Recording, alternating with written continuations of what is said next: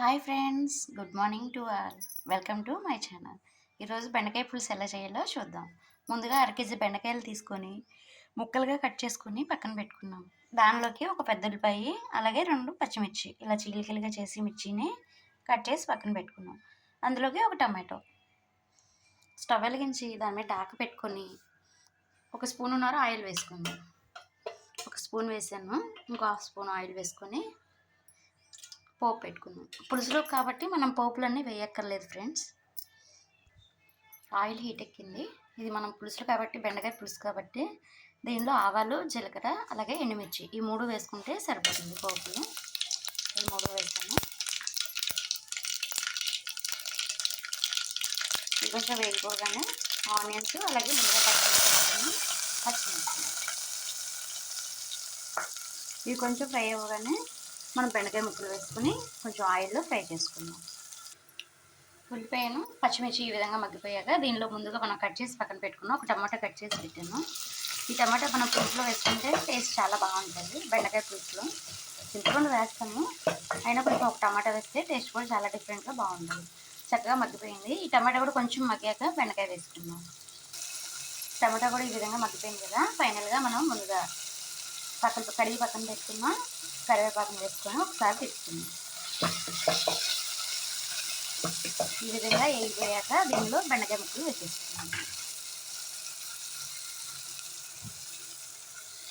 Half KG బెండకాయ ముక్కలు శుభ్రంగా కడిగి కట్ చేసి పక్కన పెట్టేస్తాము.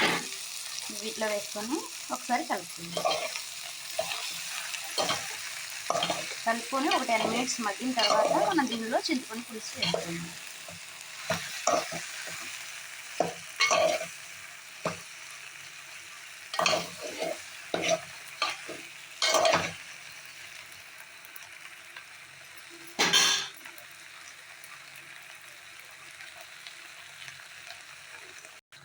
ఈ విధంగా మగ్గాక దీనిలో ఒక పావు స్పూను పసుపు వేసుకుందాం. పసుపు వేసుకుని బాగా కలుపుకుందాం. త్వరగానే మగ్గిపోతాయి. కొంచెం మగ్గిపోయాక మనం చింతపండు పులుసు వేసుకుంటే చక్కగా ముక్కలు పట్టేసి టేస్ట్గా ఉంటుంది. మనం ముందుగా కడిగి నానబెట్టుకున్న చింతపండు పులుసు పిసికి ఇప్పుడు దానిలో వేసుకుందాం. చూసారుగా ఈ విధంగా మగ్గిపోయాక మనం చింతపండు పులుసు దీనిలో వేసుకుందాం. వేసి ఒకసారి కలుపుకుందాం.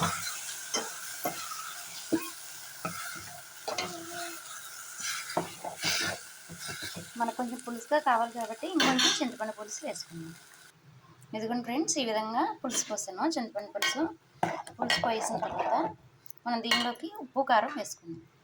కల్లుప్పు వేస్తున్నాను, ఒక స్పూను ఉప్పు, అలాగే ఒక స్పూనున్నర కారం. ఈ విధంగా తిరుగుతున్నప్పుడు మనం దీనిలో కారం వేసుకున్నాం. ఒక స్పూనున్నర కారం వేస్తున్నాను. ఒక స్పూను, ఇదిగోండి అర స్పూన్. చింతపండు పులుసు కాబట్టి మనకు కారం ఎక్కువగా పడుతుంది.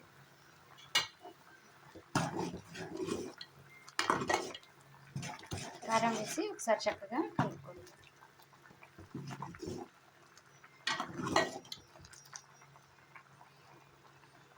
ఇలా ఒక 10 నిమిషాలు ఉడకనిద్దాం.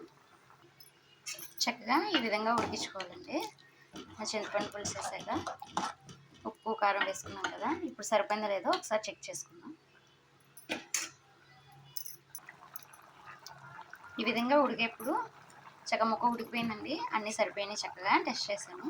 మనం ముందుగా దంచి పక్కన పెట్టుకున్న బెల్లం వేద్దాం. కొంచెం కొంతమంది వేసుకుంటారు, కొంతమంది వేసుకోరు. మీకు ఇష్టమైతే వేసుకోండి.